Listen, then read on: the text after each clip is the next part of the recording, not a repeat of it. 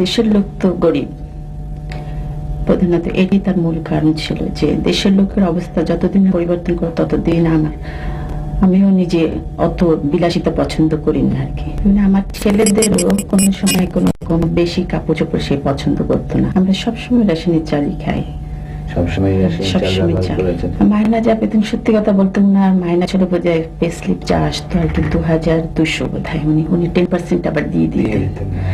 তো তার মধ্যে থেকে আমাকে সে 2000 টাকা দিত, ওর মধ্যেই আমার সংসার চালাতো। আমার ছেলেদেরও কোনো সময় কোনো রকম বেশি কাপড় চোপড় সে পছন্দ করতো। প্রেসিডেন্ট সাহেব, তোমার আব্বার আমরা বঙ্গভবনের দর্জিকে জিজ্ঞেস করেছিলাম, বলেছে যে ওখান থেকে এসে অনেক কাপড় চোপড় ছোট করে তোমাদের জন্য বানাতো দর্জি।